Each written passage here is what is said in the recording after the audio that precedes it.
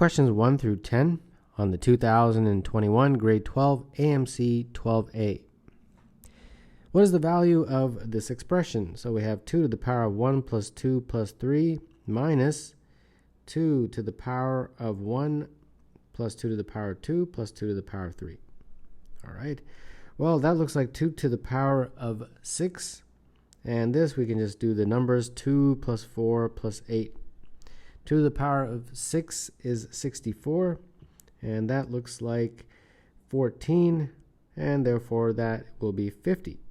So number 1, the answer is B.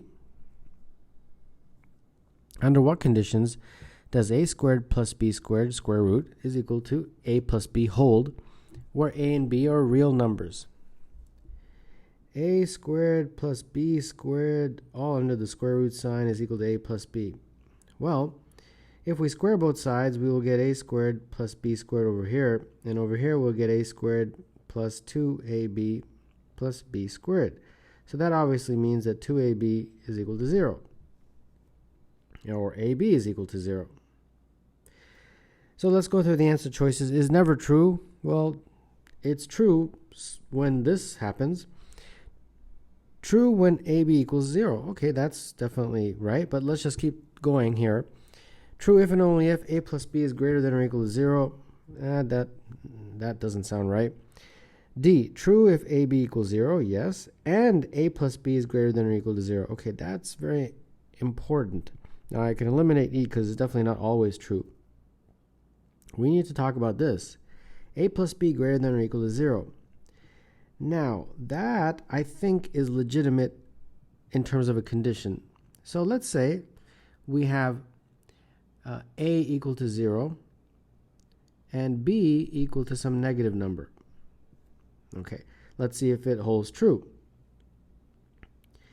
AB would be equal to 0 since a is 0, but let's see what happens here. This would become a squared is 0, b squared would be 25, and then you take the square root to become 5 on that side, but on this side it would be negative 5. Aha, it's not true. So that means the only time it's true is if indeed this right side of the equation is greater than 0, because when you take the square root of a number, it's always going to be positive, and that's what you're doing on this side. So therefore this side has to be positive. So therefore the answer to number 2 is D. The sum of two natural numbers is 17,402. One of the two numbers is divisible by 10. If the units digit of that number is erased, the other number is obtained. What is the difference of these two numbers? We have two numbers when you add them together, 17,402. And the first number, a, is divisible by 10, right? A divided by 10 is equal to some integer. But then they told me that if I take the units digit off of that number, I get the second number. Well, that's pretty much the equivalent of saying that the second number is equal to a divided by 10. And let me explain why. Let's say a is some number 4720. The reason I know the last digit is 0 because it's divisible by 10. If I take off the last digit, it becomes just 472. And they're saying that is b. So essentially, b is equal to a over 10. So I can plug that here, a over 10 like that, and solve for this. So this looks like, if I get a common denominator, 10 and 10, it'll be 11a over 10 is equal to 17,402. So a is equal to 17,420 divided by 11. And when you do that math, you get a is equal to 15820. Therefore, b would be a divided by 10, which would be just 1582. And now they want the difference of these two numbers, so that's basically the same as saying a minus b. That would be 15820 minus 1582, and therefore that is 14238. Number 3, the answer is D.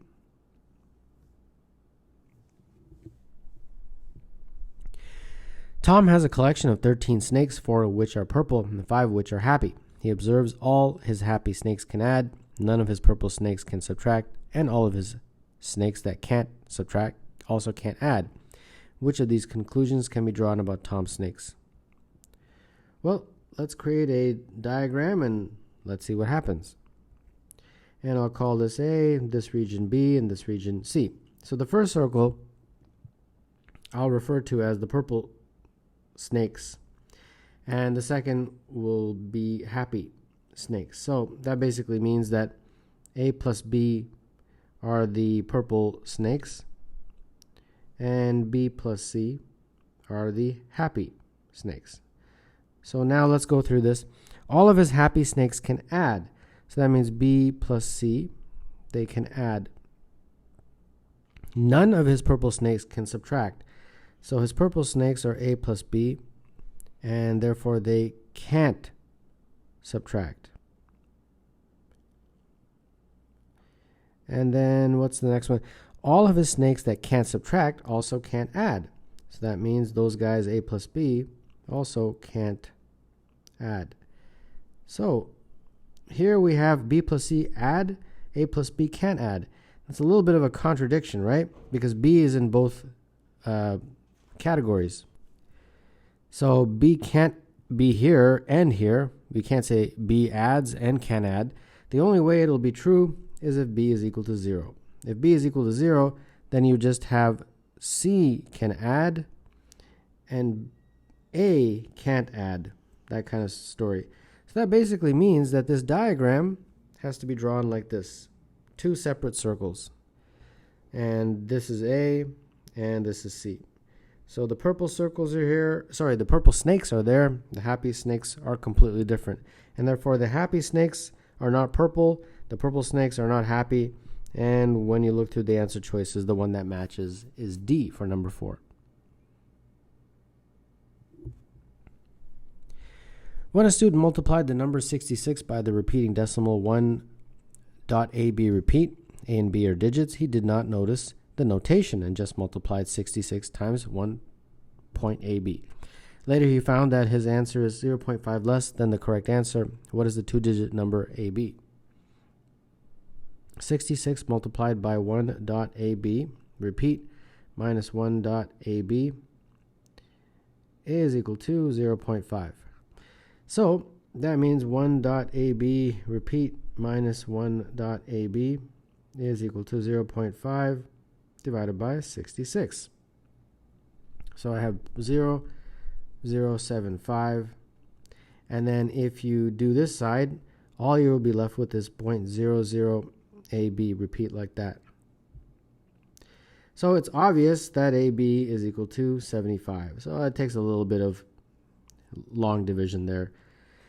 So number 5, the answer is E.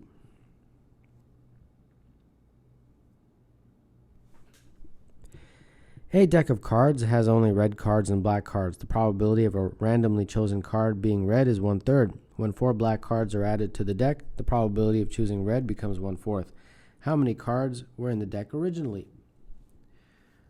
Well, we originally have a certain number of red and a certain number of blue. And they're saying that red over red plus blue is equal to 1/3. And then when you add 4, then the ratio changes. Red over red plus blue plus 4, this time, is 1/4. So we have 2 equations we can solve. From this, we get 3r is equal to r plus b. So 2r is equal to b. Over here, we get 4r is equal to r plus b plus 4. So 3r is equal to b plus 4.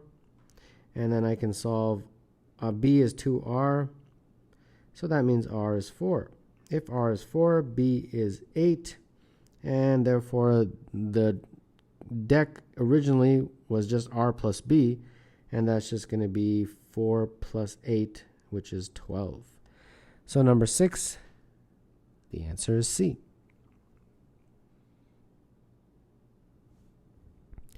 What is the least possible value of this for all real numbers x and y? Well, let's expand it first, and let's see what happens.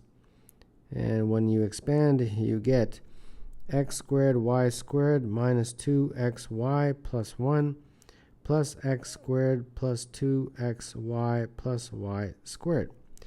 So let's see here. This cancels out with that. So I have x squared y squared plus x squared plus y squared plus 1. Now, these are all squares, so they have to be positive or 0. Anytime something is a square, it's greater than or equal to 0. So the minimum value, the least value for these terms is 0. Right? That happens when x is 0 and y is 0. So therefore, all you're left with is 1, and that would be the minimum value of that entire expression. So number 7, the answer is D.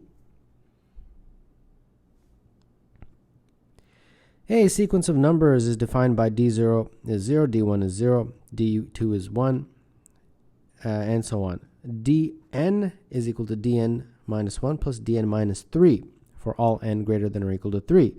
What are the parodies, even or odd, of the triple D2021, D2022, D2023, where E denotes even, O denotes odd?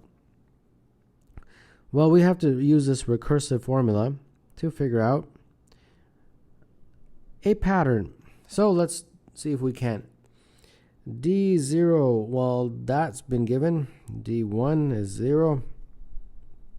D2 is 1. And then now we start using that recursive pattern, which is right here. So D3 would be D2 plus D0, so that's 1. And then D4 would be D3 plus D1, and that's going to be 1 again. And then D5 would be D4 plus D2, so that would be 2. And then D6 and so on, right? So I'll just keep doing these, and then we'll talk about it. So I'll make the list until, I don't know, until I see a pattern, and then we'll talk about it. At this point, I am able to see a pattern. So now let's write E or O for even and odd. Even, even, odd, odd, odd, even, odd. Even, even, odd, odd, odd, even, odd. Even, even, odd, odd, odd, even, odd. All right, do you see a pattern? And the answer is yes, every 7. Even, even, odd, odd, odd, even, odd. The next 7. Even, even, odd, odd, odd, even, odd. And the next 7. Even, even, odd, odd, odd, even, odd. So now we have to extrapolate all of this to these big, large numbers, 2, 0, 2, 1. So obviously what happens is every 7. So it looks like whenever you have a multiple of 7 minus 1, so it's a little tricky, because these are not multiples of 7, they're multiples of 7 minus 1, right? You get to the end of that 7 string that keeps repeating. So I want to get sufficiently close to these numbers, so some multiple of 7 minus 1, and that would be 288 times 7 minus 1. That's 2015. So that's going to be the end of one string. One string being these 7 numbers, well, parodies, even, even, odd, odd, odd, even, odd. And then the next 7, 2016, and so on, those would be the next 7 in that pattern. So 2016, 17, 18, 19, 20, 21, and 22. So we know this, it's even, even, odd, odd, odd, even, odd. And then the very next one, which would be 2023, the pattern would start up again with even, because that's the first parity in the string. Okay, so what do they want? 2021. They want this one, 2022, and this one. So that's even, odd, even. Even, odd, even is choice C for number 8. Which of the following is equivalent to this big long expression? Well, the trick in this question is to multiply by 3 minus 2. Now 3 minus 2 is just 1. So when you multiply it by that, it doesn't change it. You're just multiplying by 1. But something interesting happens, and I'm going to first multiply by the first one. rearrange it a little bit. The addition will not change. Now watch what happens. You get 3 to the power of 2 minus 2 to the power of 2. Now let's multiply by the next one, rearranging a little bit. And that gives me 3 to the power of 4 minus 2 to the power of 4. Multiply by the next one, 3 to the power of 4 plus 2 to the power of 4. That gives me 3 to the power of 8 minus 2 to the power of 8. Multiply by the next one, 3 to the power of 8 plus 2 to the power of 8. And that gives me 3 to the power of 16 minus 2 to the power of 16. Multiply by the next one, and that gives me 3 to the power of 16 plus 2 to the power of 16. And that is 3 to the power of 32 minus 2 to the power of 32.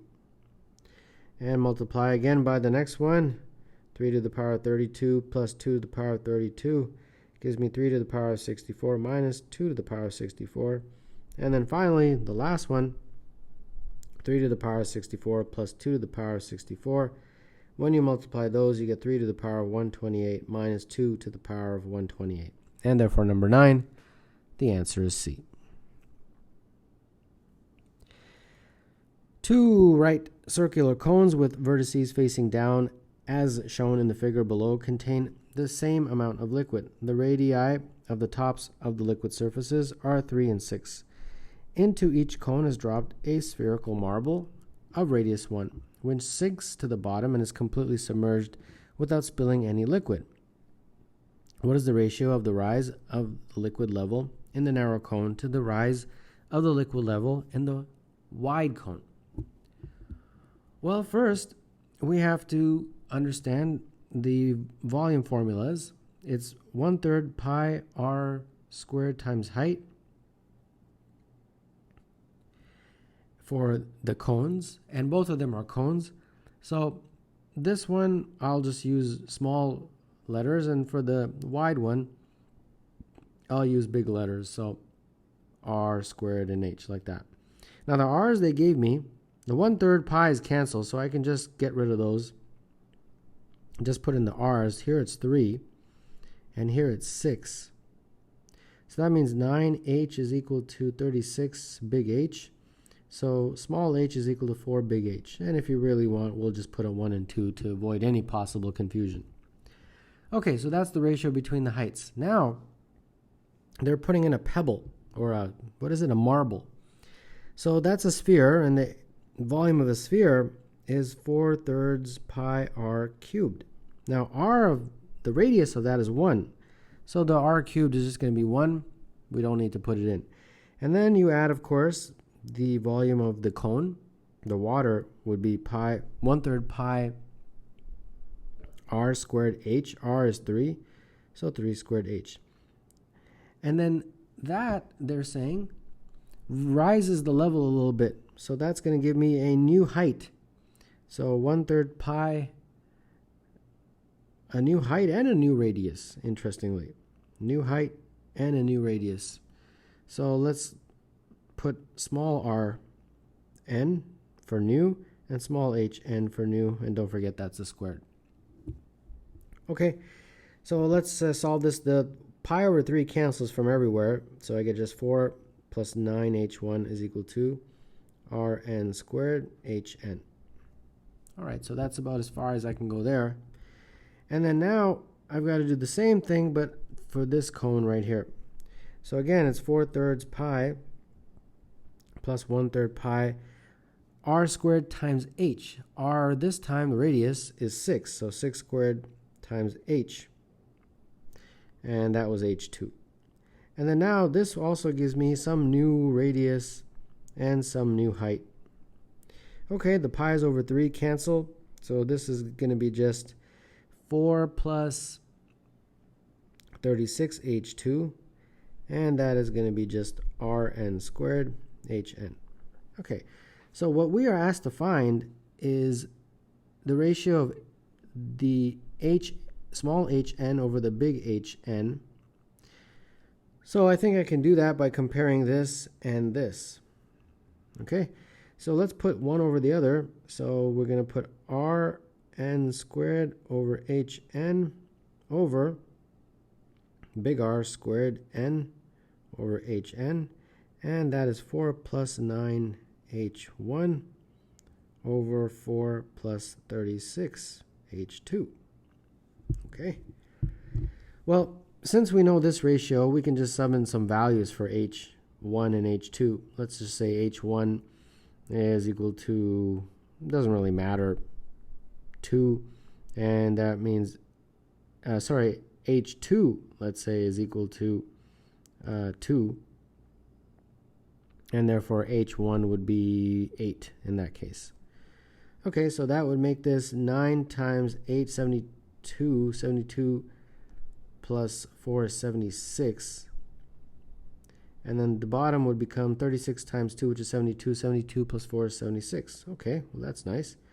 And then these ones, the ratio of this is going to be Rn over big Rn all squared. And then what we want is the comparison of the two heights, the two new heights. Well, this looks like it's just 1. And then I can concentrate on this. The ratio of this R to this R, no matter what level you get up to, is always going to be 3 over 6. So that's always going to be 3 over 6 squared. So 3 over 6 is 1/2, and 1/2 squared is a quarter.